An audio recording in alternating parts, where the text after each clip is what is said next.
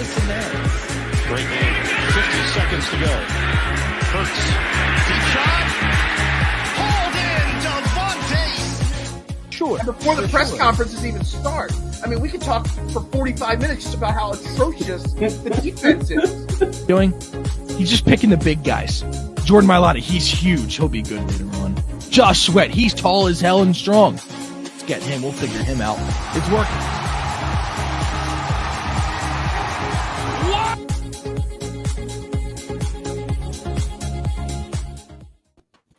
Good morning, everybody, and welcome to Trending in the AM right here on DSM Media. Live, as always, Facebook, Twitter, Twitch, YouTube.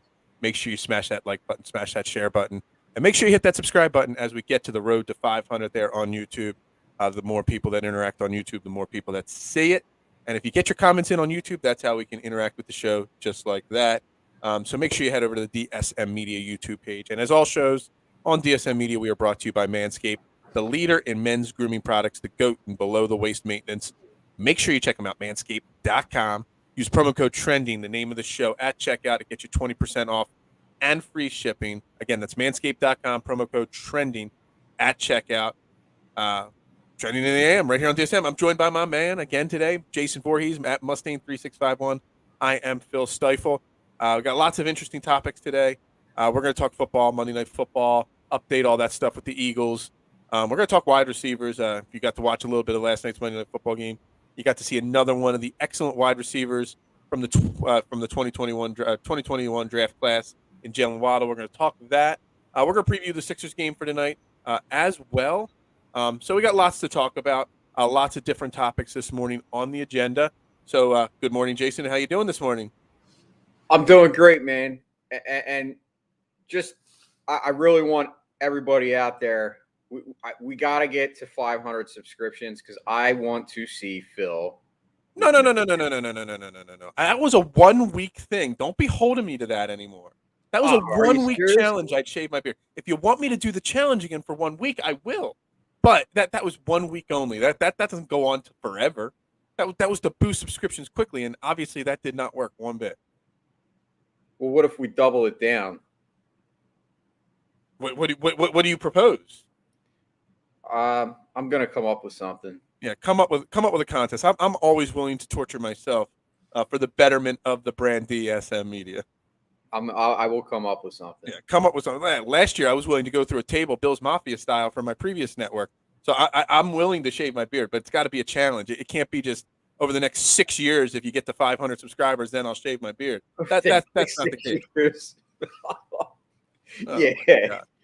All right, so let's dive into last night. I almost predicted the correct accurate score. I said 17-3. Dolphins were going to beat the Saints. It was close. It was 20-3 Saints. As expected, lots of defense last night. And as expected, another Notre Dame quarterback cannot win in the NFL. Not to Ian Book's fault. He was kind of put into a really tough spot there, obviously.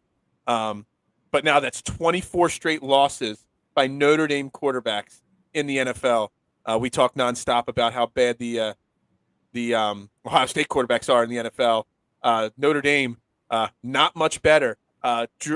Brady Quinn in 2012, Week 13, was the last quarterback from Notre Dame to win. Then he went on to lose 4 more games. Then the ever-so-great Jimmy Clausen went 0-4. Then the even better Deshaun Kaiser went 0-15 straight with the Browns. So now Ian Book last night, that is 24 straight losses by them. But again, like I said, you can't really blame Ian Book. That wasn't really the spot he was, supposed to be put in, but that is the COVID world we live in right now. Did you get to watch any of the game last night? I did. I when I got home, but I was listening to it on the way. When I got done work, I popped it on, and it was like right before the end of the first half, and Miami went on that drive where they went all the way down into field goal range, and then the Saints ended up with a huge sack, which looked to take them out of field goal range, and then it ended up being that because the guy Jason I guess that's his name, right? The kicker for Miami, Jason Sanders. Yeah. He missed. Okay. So I think it was a 59-yard field goal. So that's when I kind got home, and then I watched the rest of the game. So it was pretty, for the most part, lackluster for anybody that's looking for exciting football to watch. Really. Well, I mean, to sum up the game last night, I mean, when I did my daily fantasy lineups for DraftKings, I put the Dolphins and the Saints defense into my lineups, because I knew this was going to be a defensive slugfest, because obviously the Saints are a great defense. I mean, they shut out Tom Brady last week or 2 weeks ago, whatever that was. So, I was focusing in on Tua, because I've talked with a bunch of people. I had Ashley Woods on. She's an Alabama student. She covers the Crimson Tide down there for their paper. I was talking to her on Friday about how, we see Tua a lot in the highlights, but we don't get to really watch detailed Tua. So I was really curious to see how Tua was last night. So I got to see a little bit of that. And they are also the first team, I think it was since 1950 or 1930 or something like that, the first team in the NFL to lose 7 straight games and then come back and win 7 straight games after that. So Brian Flores has the Miami Dolphins playing great football right now. But Tua, I really want to talk about Tua. I mean, I'm normally an anti-Tua guy. I don't really think Tua is that great of a quarterback. And against a really, really strong New Orleans defense, a great pass rush. I think they had 2 sacks on him last night. I thought it was 4. Maybe it was 4 quarterback hits. I saw a little bit in him of his little magic, maybe is the word. I mean, he moves around really well. He slides in the pocket, finds open receivers. I saw a couple drop passes as well by his wide receivers. Maybe Tua is changing my opinion after last night, after seeing I watched about 45 minutes of it before I passed out, but that was the most Tua, football I've watched straight in a long time. Maybe Tua's changing my opinion slightly on him. Maybe he's not as bad as, the media has, through the highlights, made him out to be. Well, I mean, I said it yesterday. Like, Tua to me is very similar to Jalen Hurts, in that right. Obviously they came from the same school. Not just that similarity, but they're similar in their style of play. Obviously, Jalen Hurts is more of a, I would say, prototype runner than Tua. Tua doesn't run right. as much, but they're both similar in that they're both athletic quarterbacks. Right. Both towns feel the same way. There's 2 split sides on Jalen Hurts in Philly as far as whether he can be, a franchise quarterback or even a good quarterback. And the same thing's going on in Miami. I mean, my buddy's plugged in. He's a diehard Miami Dolphins fan, and he tells me all the time that a lot of people, as far as Miami fans, cannot stand Tua. They're still pissed off to this day that they didn't draft Justin Herbert. And I think you're seeing the same thing. You're seeing 2 quarterbacks that are now in their second season. They're starting to grow with the team that they're in. The offenses are starting to kind of gel. They both drafted number 1 wide receivers this year. There's so many similarities with the Eagles and Miami right now. It's crazy. Like, both teams were kind of on a rebuild. If I had to say, I would have said coming into this year that Miami was a lot closer to kind of being further along in the rebuild. But it's crazy because both teams have same records. Well, Miami's now 8-7. Yeah. So we're same record. Yeah. So there's so many similar things going on with both of these teams. It's pretty cool, actually. Absolutely. And as George says, and you said there, it feels like it's similar where both teams aren't, enamored with their starting quarterback. I mean, there was so much talk earlier in the season about Deshaun Watson going mid-season to Miami. And, I was right there as everybody else saying, Tua's not that great, but, if we're willing to give Hurts some time and give Hurts next year as well, I don't see why not Miami wouldn't be rolling with Tua for at least another year. I mean, he's slowly coming into his own, just like you said. And, you bring up Jalen Waddle. I mean, we're going to talk about the whole 2021 wide receiver class in a second. But, I mean, he's now got 96 catches on the season. He is 5 away from tying Anquan Bolden's, I think it was 2000. I wrote it down. I can't find the note here. 2001, I think it was his rookie year, Anquan Bolden. But he's got the rookie receiving record at 101 receptions. He has 2 games left, and all he needs is 6 more catches to break the record. So that seems like a lock right there. They got a young tight end in Mike Gesicki. I mean, he has some good moments and some bad moments this year. but he's kind of in that Dallas Goedert where he's still just trying to gain his footing, gain his confidence, but he's got all the athletic tools, and you've seen it from some of his big games that he could be a big playmaking tight end. And, of course, they got Matt Collins, the greatest special teams player in the world, that actually is 3 more touchdowns or 2 or more touchdowns than Jalen Reagor. He's averaging more yards a catch than Jalen Reagor. It's only like 8 or 9 catches short of Jalen Reagor's totals for this year. So, they get a better running game there in Miami. Their defense has already been built with young players in the draft. Miami's a team to watch. If you see Buffalo, they're kind of expectations high, results not as high. New England, young quarterback, it's Bill Belichick, but Miami's right there. And last night's win puts them up into the 7th spot in the AFC wildcard picture. So as of now, they are in. So it's kind of crazy to think that they lost 7 games in a row and now are right there smack dab, just like the Eagles, controlling their own destiny in the playoff picture. Yeah, I mean, absolutely impressive. Kind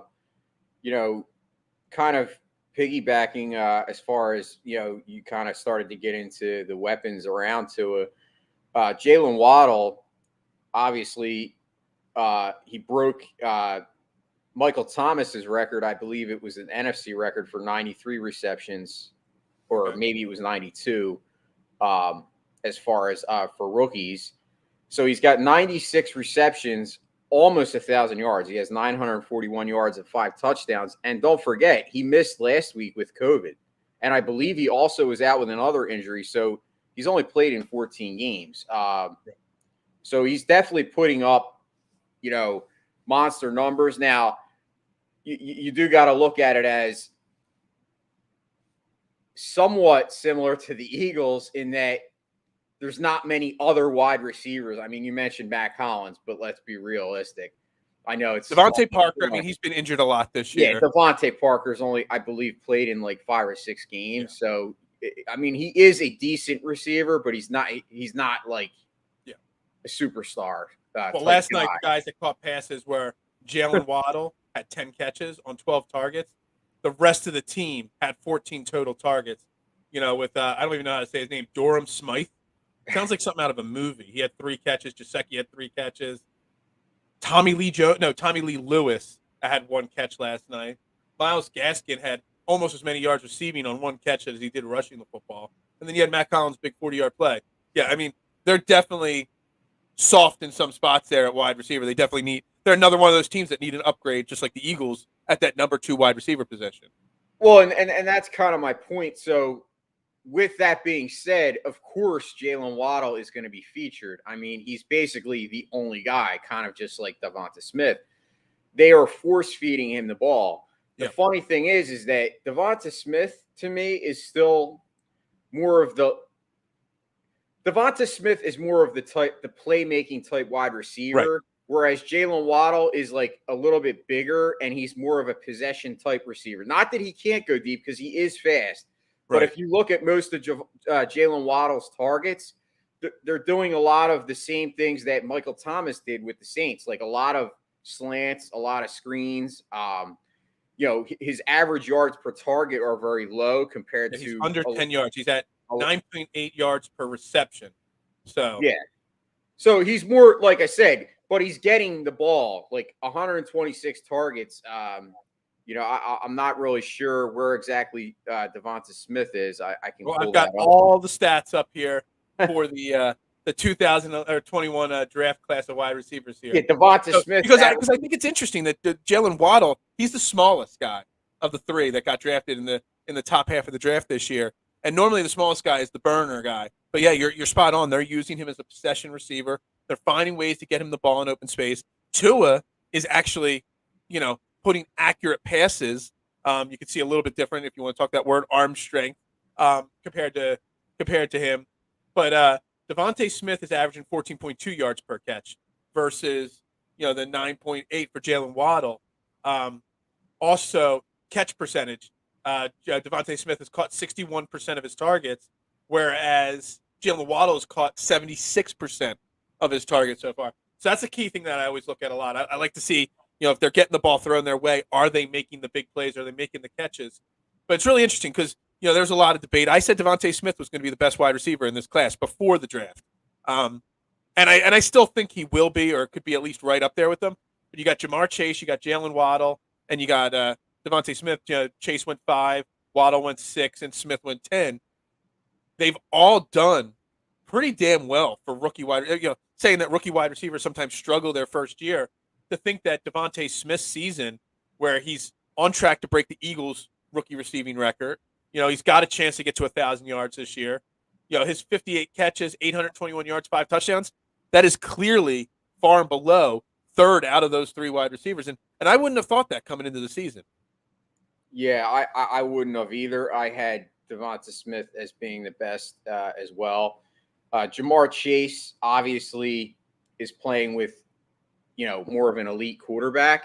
And he also has T. Higgins kind of who takes up a lot of the, double teams. So to me, Jamar Chase is in a far better situation than either Devonta Smith and Jalen Waddle, but he's still making the plays. So you can't, right. It's easy to say, oh, well, that's, it's because he's with Joe Burrow. But listen, they're all 3 great wide receivers, and I believe they're all 3 going to be the next wave of, elite guys going forward. I mean, would you have thought coming into the season, if you just on paper, you looked at their college game tape, would you have thought that Jalen Waddle would have been the possession guy? Jamar Chase would have been the home run hitter, and Devontae Smith would have just been this average guy. You could have fooled me telling me that. No, it would have been opposite. It would have been Jamar Chase is the biggest of them. You would think he's the possession guy, and Jalen Waddle and Devontae Smith would be battling for that, home run hitter. But that's just not the way it played out. And again, the quarterback situations have to be taken into account. Obviously, like you said, Joe Burrow, the elite of the 3. Tua is obviously ahead of Jalen Hurts in progression in the NFL. So obviously he's going to have a little bit better thing there.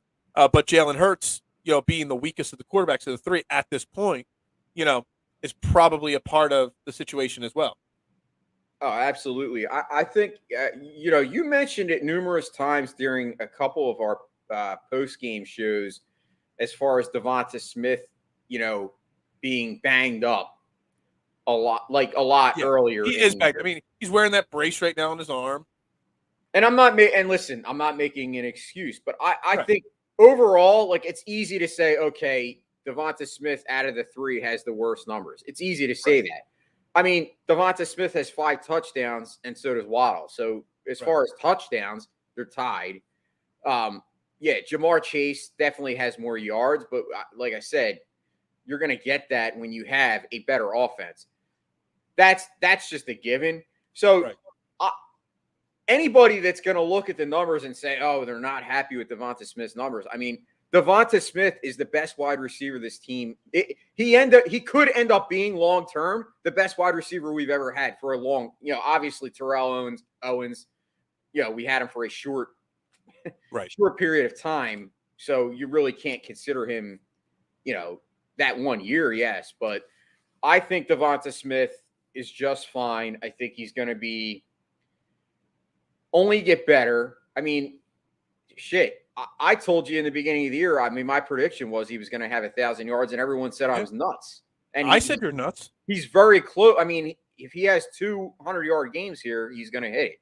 So he doesn't even need that. I mean, he needs like 180 yards total, I think, at this point. Where am I saying? So he needs 179 yards over the next 2 games to get to that. I mean, he could get to it. It's very possible. He's more likely to break that Deshaun, Jackson record of 9-17 or 9-13, whatever it may be.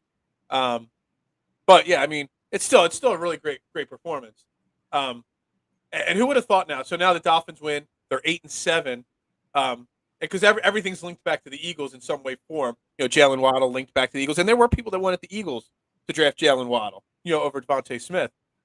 But just like 6-7 weeks ago, we were projected to have 3 top 10 draft picks. Now with the Dolphins winning, being in the playoffs, us in the playoff chase, the Colts making a charge. Now we have our 3 first-round picks at this moment are 19, 20, and 23. Boy, has that changed from having like 3, 5, and 8 like 7 weeks ago. Obviously, we knew that would change. I didn't realize it would change that much. But yeah, so as we are continuing to make a playoff chase, so are the teams that are directly linked to us in the Colts and the Dolphins. And we need to rebuild through the draft and all this kind of stuff. And we talk about trading a pick off to, 2023. But as these picks continue to fall in the first round, the uber elite first round talent goes in the first 5 to 10 picks. We're less and less likely to get that immediate impact player.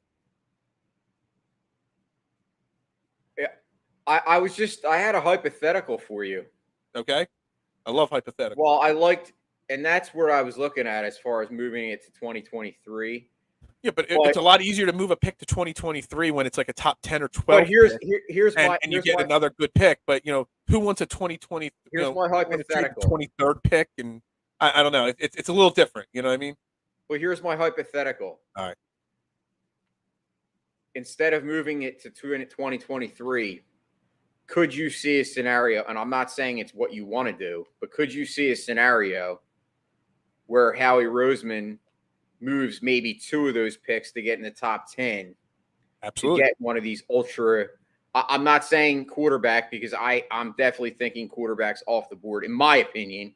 Right. But knowing the track record of Howie Roseman, absolutely. You can never say never. You must not have been on that show because I've already talked this conversation with somebody on this show at some point. So yeah, I don't think it's like a hypothetical. I think it's a real possibility that you take 2. Could you even see moving 3 of them to get in the top 3? Yeah, I mean, I don't know if they would go that far. There's too many holes on this team. But I could definitely see them moving 2 of them to get back up in the top 10 or 15. I think, and George is saying trade 2 of them into 2023. You better be able to get 2 second-round picks this year, or at least 1 second and 1 third for those as the bonus part of that trade because, I mean, I get what you're saying, but we have so many holes on this team right now. We do need at least 1, if not 2 first-round picks this year. And if you're not getting 2 first-round picks, you better have 2 or 3 second-round picks coming in where you can still get some talent that can jump in right away to play. But I absolutely see the possibility. Howie Roseman is a trader. He loves making trades, draft trades, player trades. I mean, we can't question how he's trading, draft picks. If we were able to go from 6 to 12 to 10, pick up an extra first-round pick this year and get Devontae Smith, whatever he so chooses to do trade-wise, it's not. We can't question it in any shape or form. But here's my concern. And this is the only frustration as far as I'm glad we're making the playoffs. And I guess it's just frustrating to know that we did have 3 in the top 10 and now we have 3 closer. So would you have preferred them to go ahead and tankathon to an extent? I'm not saying that, but here's my concern with getting, you want to brag that you have 3 first-round picks. Right. But let's be realistic about Howie Roseman and his track record on later first-round picks. The later first-round picks, he's not done so well with.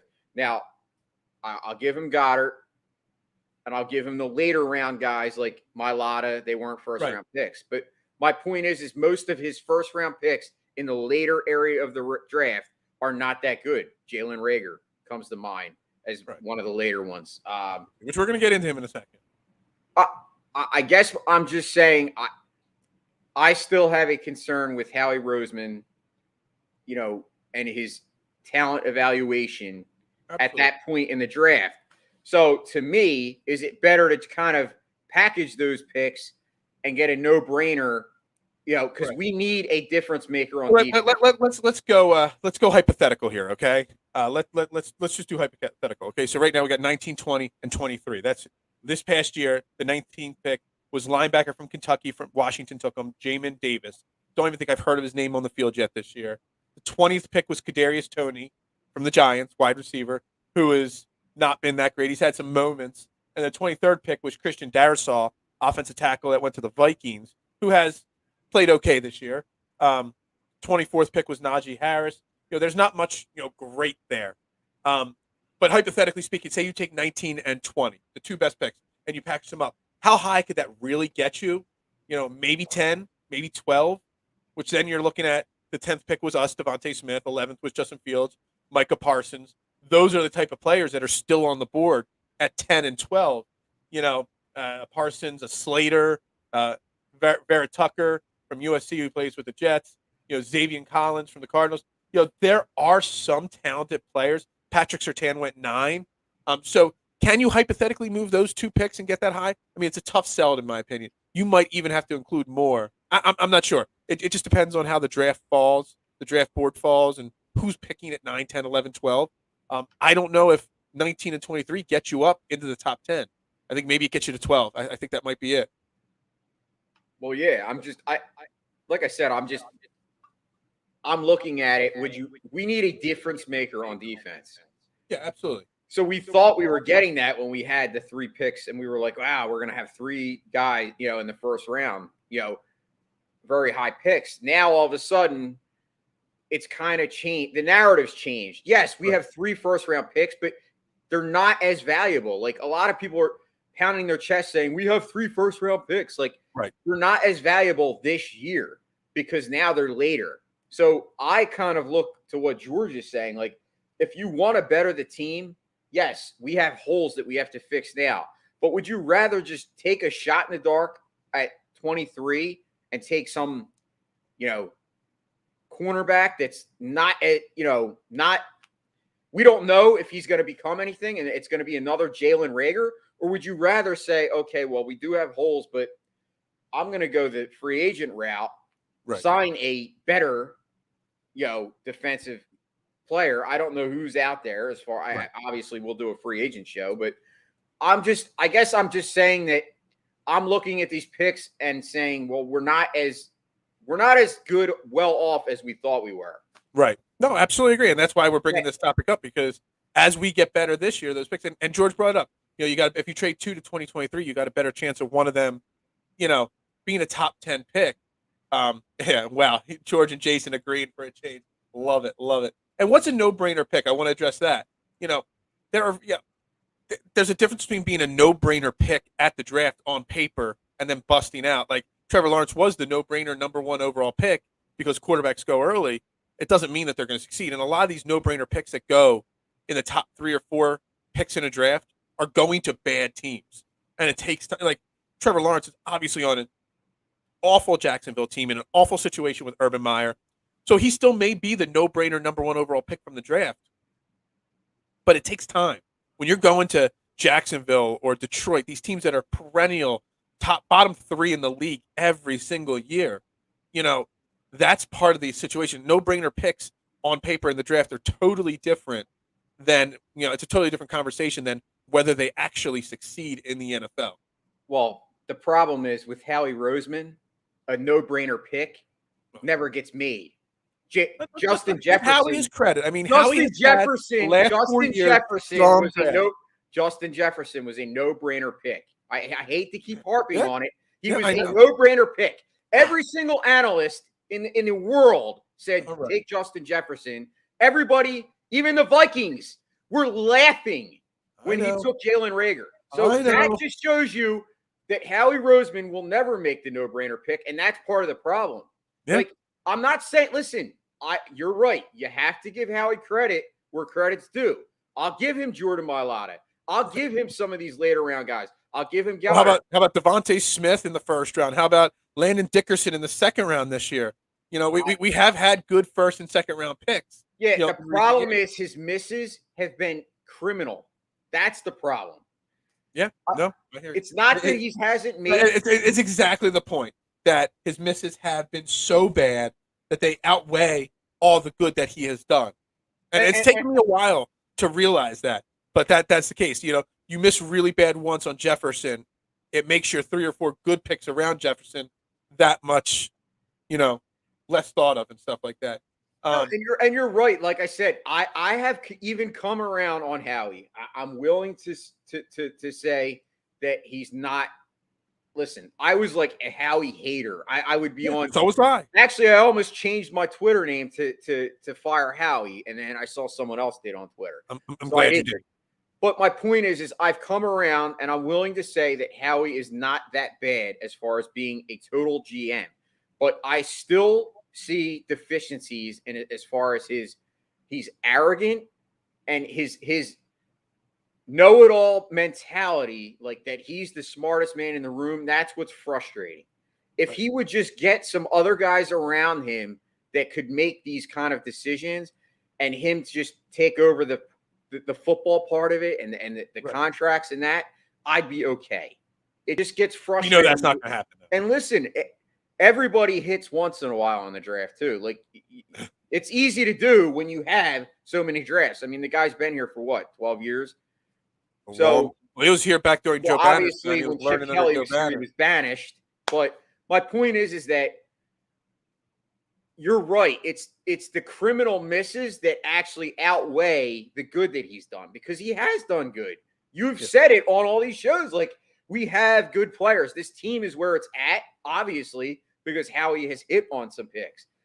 But that miss on Justin Jefferson realistically could have set our team back as far as all the other picks we had to make. Why do you think we had to take Devonta Smith instead of Micah Parsons? Because we missed on Jefferson.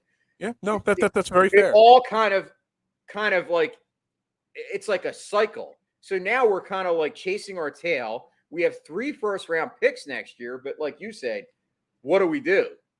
I mean, it's very interesting topic. Yeah, it is. There's a lot of people out there, and I don't want to get too much more into that because we got a few other topics, and we got to spend 3 minutes making a joke. And I know, George, I'm just prefacing this as this is a joke. This is meant for sarcasm and fun, and you already know the answers to the questions. So if I gave you wide receiver 1, 14 catches, 223 yards, and 4 touchdowns, versus wide receiver 2 that has 31 catches, only 280 yards, and only 2 touchdowns. One of them is a gunner on special teams and a special teams captain. The other one has 1 good punt return in 2 years. Which player are you taking? Matt Collins. Absolutely. Matt Collins. And Matt Collins, that was a hell. I don't know if you saw, and I don't know if George stayed up late enough to say it. That catch Matt Collins had last night, 40-yard bomb he caught on the sideline last night.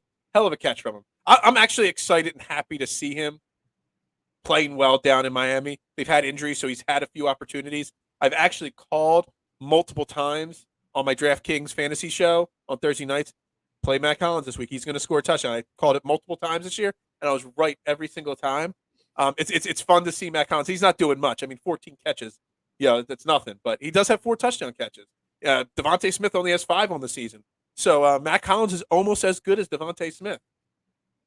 I've always liked Matt Collins, honestly. Like, he's not a big name guy, like, but he was a guy that filled a role.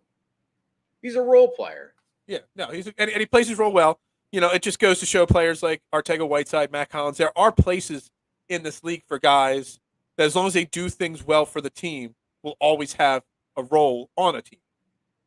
Yeah, so it was just all good fun, making fun of Jalen Reagor, getting out touchdown. What was your best memory of Matt Collins? How he's drafted isn't the problem; it's the development. I mean, that's potentially a very important. What was your best memory of Matt Collins as an Eagle? I have no idea. Is there a memory? Do I have any memories of Matt Collins? Well, mine was him riding his bicycle to the stadium every. I vaguely remember that. I literally have no memory of Matt Collins as an Eagle. Everybody calling him a special teams player, and that was it. He rode his bike to the NovaCare and to the Link. Right. As you say that, I vaguely remember it. So I want to talk coaching and coaching philosophies for a second here on the show, because you got the Eagles and you got Nick Sirianni, young head coach, and he's got these players motivated. You have Brian Flores. His team lost 7 in a row. Now they've won 7. They lost 7 in a row. Now they've won 7 in a row. And his message is getting across there. But then on the flip side of the equation, I want to compare it to the Sixers, because the Sixers have stars. They're elite. They're supposed to be an elite team, and they've got what's supposed to be an elite head coach at Doc Rivers. And his message last week, after they lost to the Hawks, who were super shorthanded because of COVID, his exact words. I'm trying to bring it up here. I want to make sure I quote it exactly right. Where is it? Now I lost it here. His quote after the game: "I thought we approached the game very casual, and I thought we played that way, very casual, and it was disappointing." So you would never hear something like that out of Nick Sirianni. Nick Sirianni gives his players confidence. He seems to command the room. On the other side, Doc Rivers, isn't it the coach's job to make sure that your team isn't playing casually? So I want to compare the two there, because I don't know if you saw it, that Gardner Minshew went in to the office the other day, and asked, "What can I do to become the starting quarterback of the Philadelphia Eagles?" And Nick Sirianni said, "No, Jalen Hurts is our starting quarterback. Just keep working hard." Blah, blah. You saw that quote, right? I didn't. Oh, yeah, it was reported that after he won the game, he went into Nick Sirianni's office. Chris Mortensen reported it yesterday. He went into the office and said, "I want to be the number one quarterback here. What can I do so that Jalen Hurts does not?" And Nick Sirianni told him, "Jalen Hurts is our guy." And he went out and made sure everybody knew that Jalen Hurts was our guy, instilling confidence in the team. But he also went on to tell Gardner Minshew to keep working hard. Be ready for your moment, like you were this past week against the Jets. Blah blah blah. But that's the difference between having a team, like coaching a team. Did you just see the difference between Nick Sirianni's message and Doc Rivers? I have confidence in Nick Sirianni at this moment with a young group of ragtag guys that don't belong in a playoff picture versus Doc Rivers coaching a Sixers team laden with guys making $30 million a year, all-stars, max players. There's a totally different sides of the equation here in Philly with two coaches right now. Absolutely. I mean, I'm confused about Doc Rivers because, I mean, you told me that he wasn't that, I don't want to say that good. You were basically saying that there was other guys you wanted. Yeah. I mean, Doc Rivers, outside of his year winning the title with Boston, hasn't made it out of the first or second round of the playoffs, I think, in like 10 years now. It's Doc Rivers is a name, not necessarily a great coach. And there was talk that Doc Rivers was going to take time off after he got fired from the Clippers. But then all of a sudden the Sixers job opened up and he became available and the Sixers jumped on him. Maybe his heart's not in it as much. Whereas Nick Sirianni, look, he tells his players exactly, him telling Gardner Minshew, "No, you cannot win the job right now. This is Jalen Hurts' team."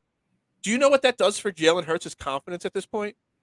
That just makes Jalen Hurts know he's got the confidence in his coach. He's got the confidence in his team that this is his team. And I think that plays a huge part in motivating him, but also motivating the whole team, that there's a clear message. There's no gray area in the message that the coaches have. Whereas Doc Rivers, there's a lot of gray area in what he says on a regular basis. Well, yeah, because it sends mixed messages. The problem is Doc Rivers is not coaching. Doc Rivers is basically allowing the team to play the way it wants to play, as opposed to having a set plan, having set roles on the team, having, a game plan going into each game. Doc Rivers basically is coaching like, I don't want to say by the wayside, but he's just basically there. He's right. A figurehead. He's not playing the role of coach. Let's put it that way. Right. And if he is, then we're not seeing results because obviously the team is not, it's floundering. It's not where it needs to be. We could go on and on and on.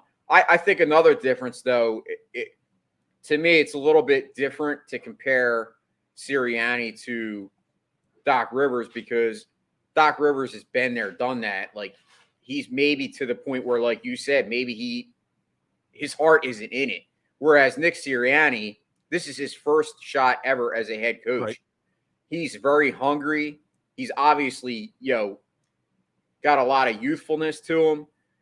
There's a lot of younger players on this team, and I think that's why he's able to connect to so many of the guys. And you're right.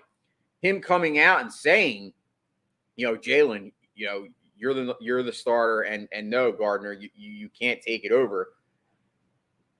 Now, I'm sure behind the scenes he told Gardner, like, hey, if you keep practicing hard and, maybe eventually you will be a starter, but just not right now, not here. Those conversations, they're not easy conversations. So you're right. No. He's definitely outshining Doc Rivers in this town as far as coaching. I mean, what's that say about Gardner Minshew going into Nick Sirianni's office and not demanding, but begging for the opportunity? I mean, you gotta love that desire for Gardner Minshew to want not settling. A lot of backup quarterbacks in the NFL, they settle for that backup role. Nick Foles won this week against the Seahawks for the Bears. All year long, he was the second and third string. You didn't see Nick Foles going in begging for that starting role. Where Gardner Minshew, on the other hand, I know there are different spectrums of their career. One's young, one's at the end of his career. But you don't see backups always begging for that opportunity. Backups just prepare to be ready, and they accept that, carry the clipboard, get a nice paycheck kind of mentality. But Gardner Minshew doesn't want to settle like that, and I love having that type of a player on your team, even in a bench role, is a great asset to have. And I know some people were talking about how should you trade him or should you not in the offseason? You got to want a guy like that wants to be better, wants to be number one all the time. As he says, I won't settle for a number two. You kind of got to love that kind of mentality on your team. I mean, I think it would be absolutely crazy to trade the guy. I mean, to me, you just hit it on the head. He's an asset. You want that.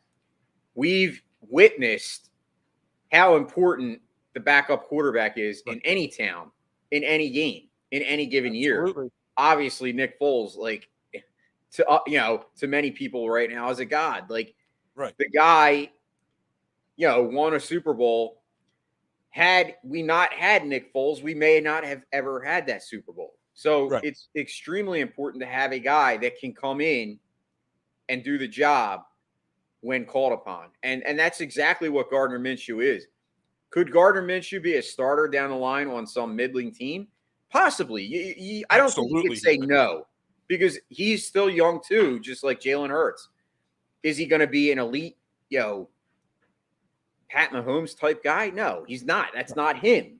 Everybody has their own kind of ceiling in any line of work. I mean, whether it's sports or whether it's making pizzas or whether it's, throwing groceries. Like, we're all, everybody has their own kind of ceiling.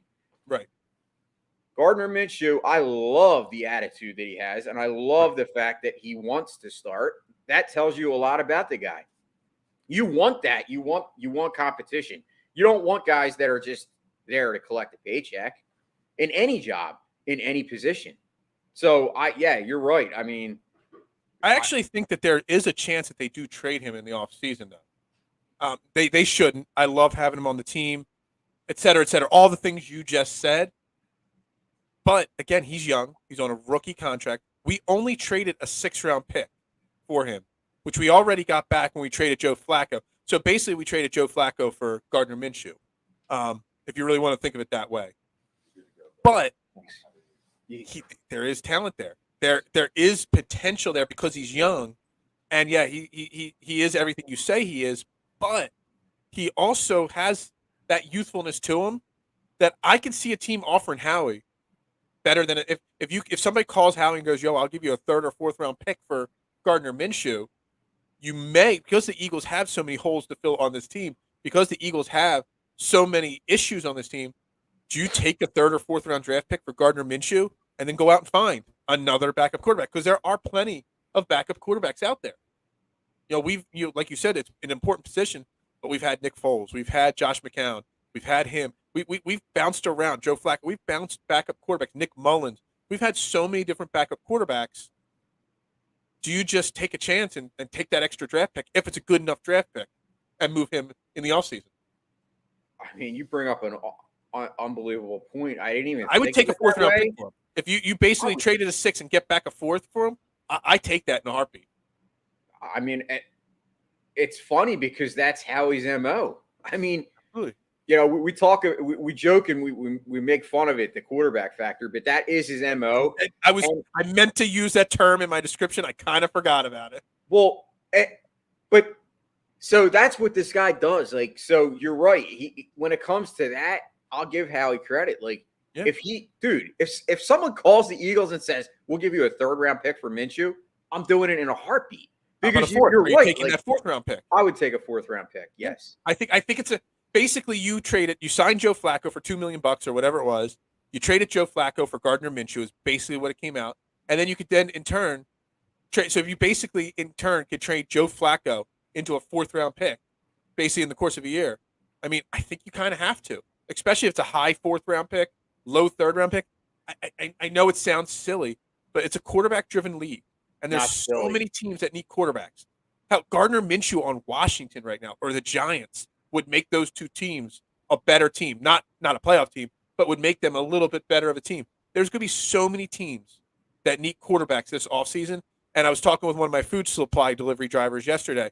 that there's going to be so many big name quarterbacks changing teams. Seattle, they're going to be, if they trade Russell Wilson, they're going to be rebooting. Houston, if they get rid of Deshaun Watson, is Davis Mills the answer? They might want Gardner. There's going to be so many rebuilding teams. Detroit, our man Jason Sullivan, I'll ask him the next time I talk to him, would he trade a 3rd or 4th round pick for Gardner Minshew? It's either Gardner Minshew or Jared Goff. What would you do? So, I think it's in the realm of possibilities. Absolutely. How we got on the Gardner Minshew instead of the coaching talk, but that's the way the morning show goes. Because that's how we do it, man. That's how we do it right there. Absolutely. No, I think it's an interesting conversation. It's one that when we get into the offseason, we'll obviously talk about it more. But I just still, to come back around to the circle, I absolutely love that Gardner Minshew wants that starting job. I absolutely love that Gardner Minshew, is fighting for that starting job. But I also love the fact that, Nick Sirianni isn't leaving any gray area. He's saying, no, you are our number 2. And that's just the way it is unless Jalen Hurts goes down with an injury. And I hope, because to wrap up Eagles talk, so right now, if San Francisco wins on Sunday, Minnesota loses, and we win, we lock up a playoff spot. That's all we need. We win one game. San Francisco's playing Houston, and Minnesota's playing, I forget, I think it's the Rams. I forget. I think it's the Rams Minnesota's playing. Garoppolo may not play. Ah, that's right. I did see he tore a thumb. Too. I'm not sure. Will Lance play then in his place? Is he healthy? Yeah, it would be Trey Lance. But still, it's still going up against Houston. Houston won their Super Bowl last week by beating the Chargers, so they're pretty much ready to pack it in for the season. If everything falls in place, Week 18 against the Cowboys may mean nothing for us. Maybe you bench Jalen Hurts, give him a rest, and you give Gardner Minshew another opportunity to start in Week 18. Improve that trade value a little bit more for him. I love it. I love the competitiveness. I love the clear message that the coaches is setting. Like we said at the beginning of the show, we build this team a little bit better through the draft. We're on the right track. Is that the right way to say it? We're on the right trajectory and track right now. I mean, we're ahead of schedule, in my opinion. Absolutely. I think Jalen Hurts is showing this year that he's improved.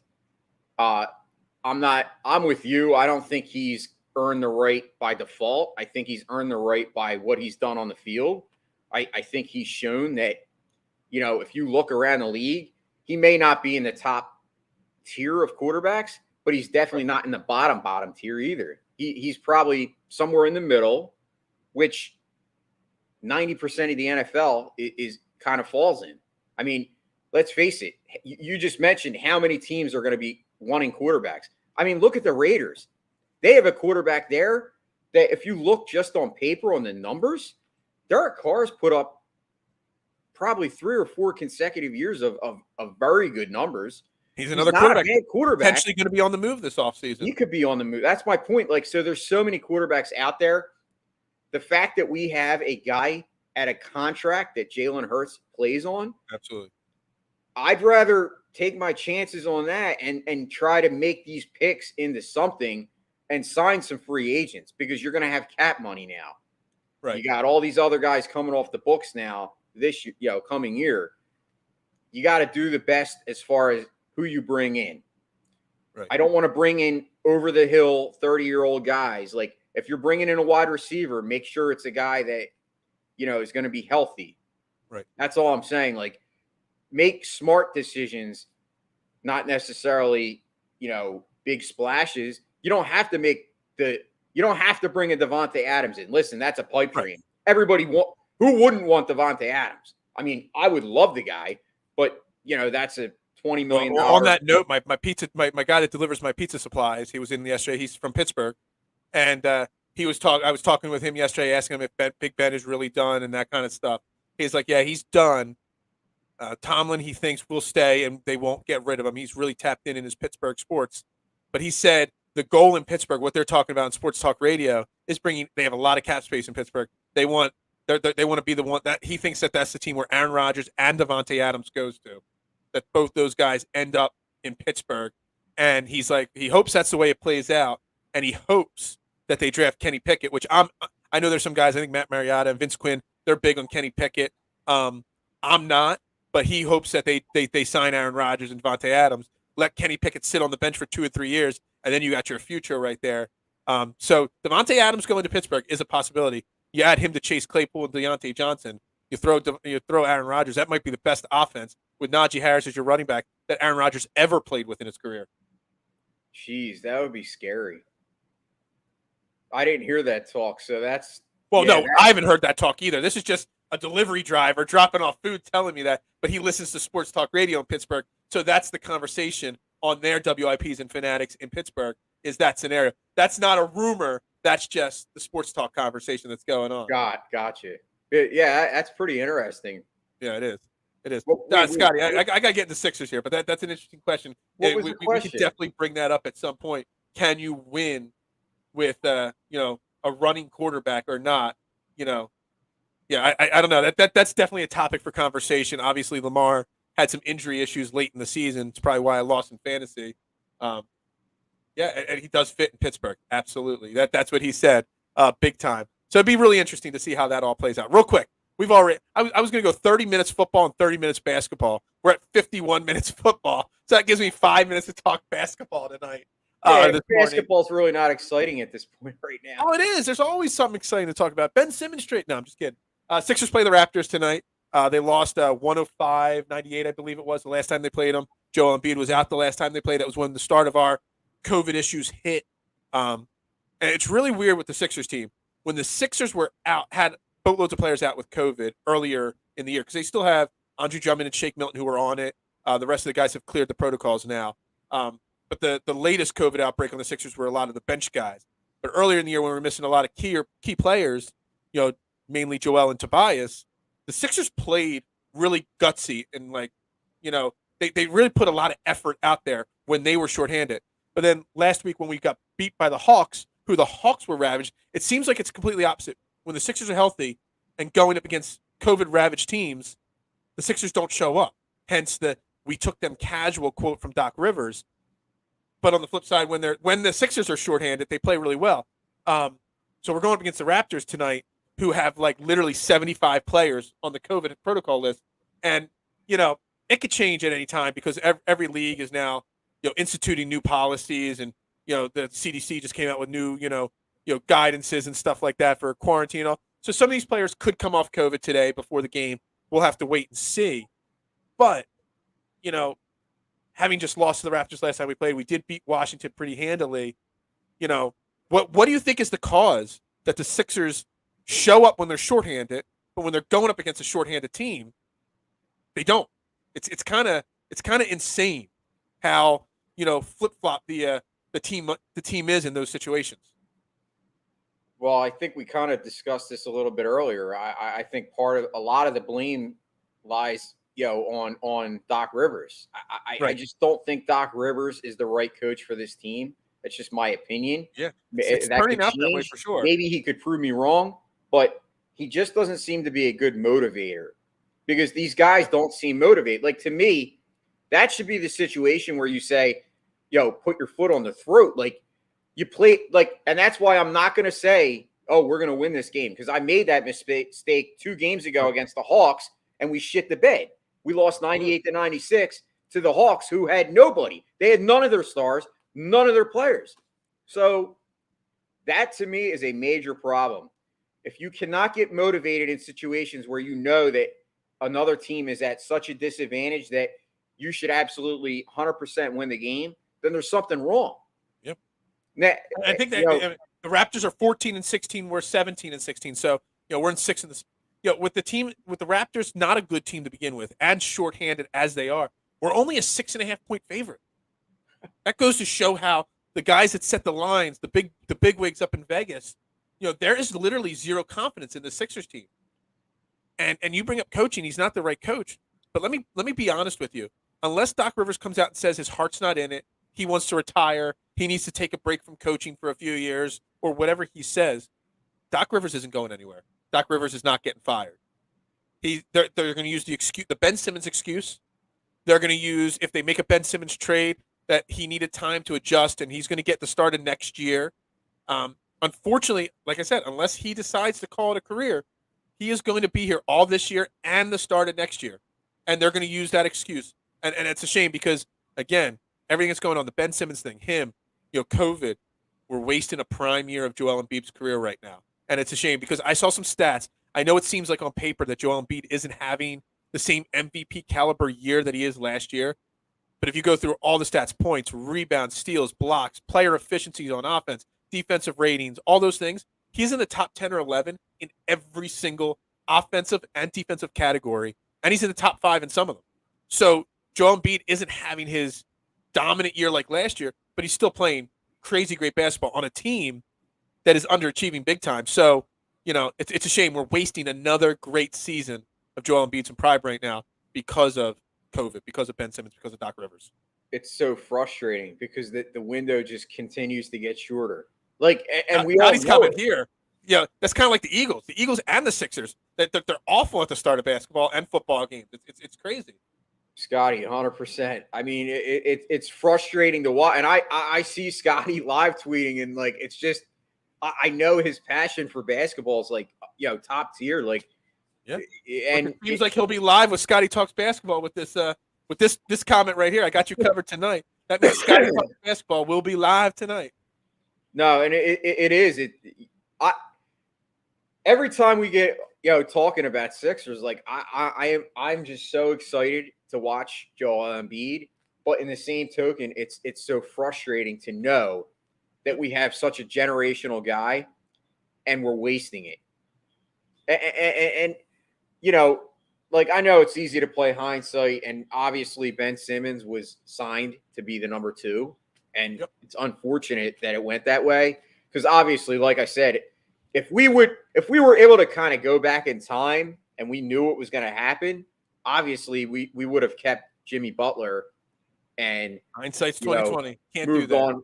But yeah, I mean, because to me, Jimmy Butler is that guy that kind of gelled with Embiid. And they kind of really got, hit it off. It just, we're lacking that type of guy around him. Yeah, absolutely. Like I said, Tobias Harris, I'm not a Tobias hater. I actually like Tobias Harris. Tobias Harris is a number 3. Yeah. When we see what happens when he's put into that number 2 role. He just kind of flounders, and I don't know if it's just like he can't take the stress. I don't know what it is, but he just doesn't have the it factor. Exactly. Seth Curry, to me, is a guy that I think is kind of has kind of played better than any of us ever expected. I mean, the fact that Seth Curry is playing that well is the reason why the Sixers are still in it right now. Yep. Because if you didn't have Seth Curry, like, yeah, that's a fair it's point. Almost fair like, point. And obviously, my love for Tyrese Maxey. I mean, I think he's a guy that's only going to continue to get better. But he's obviously still young. I mean, we all knew it when he was drafted. He wasn't a guy that was going to just come in right away and be the guy. Like, he obviously needs just some turned development. 21. But to at least know that we have that kind of future. But like you said, it's just you got to see what's the next move. Like, what's the next? When's the trade coming? That's the $1 million question. Everyone wants to know, when is Ben Simmons going to be traded? Yeah, it's not crazy. A matter of if, it's a matter of when. Yeah, well, that's the thing. I keep preaching it. It's got to happen sooner rather than later, because you're going to have to make an ancillary move. Once you trade Ben Simmons, there's going to have to be another move made. So if you wait too long, you won't have time to see what that next move needs to be. Yeah, I mean, Tobias. I really thought Tobias was a really good locker room leader, quiet, behind the scenes leader, and that was really the case last year, I think, and I just don't see it this year at all. Absolutely agree with you on that. All right, so do you think I know you said you don't want to predict it. Sixers play the shorthanded Raptors tonight. Sixers win? I said they were going to beat the Hawks, and they didn't. But I'm going to say yes. I'm going to say they're going to win tonight. I think it'll be maybe, I don't know. Let's give it 101-93. Right around the line. Yeah, that's about. I can't predict any. When you're 17 and 16, you just can't predict. Who knows? So it's inconsistent. 105. Maybe we'll just say it's the same score as the last time they played them. 105-95 or 99. They don't cover, but they win, and they just squeak one out. I don't know. It's, again, on paper, it's a game that the Sixers should come out and just completely smash the Raptors, and they haven't given us the confidence that they can do that. So I'll be looking forward to Scotty tonight, with his show. He'll be doing a show probably during the Sixers game, so we'll see how that's going. Absolutely. Yeah. All right, so this is Trending in the AM right here on DSM Media, live every Monday through Friday, 8:30 a.m. right here on Facebook, Twitter, Twitch, and YouTube. Make sure you hit that subscribe button on YouTube as we get to the road to 500. Jason is going to come up with a new challenge to try to get us some subscribers. I don't know why he wants to see me beardless, but he wants to see me beardless. So we are brought to you by Manscaped, the leader in men's grooming products. As always, check them out. Manscaped.com. Use promo code trending at checkout for 20% off and free shipping. I'll be back live tomorrow. Still working on it. I might go solo. We might take fan calls. We might. Who knows? He's going live right before the Sixers game. So stay tapped into DSM Media for Scotty Talks at 6 p.m. There you go. Gotta love that. That's a great cheap plug right there. Just make sure you tapped into DSM Media. When you hit that subscribe button on YouTube, there's a little bell. You hit that bell. It makes sure it turns the notifications on so you never miss a show.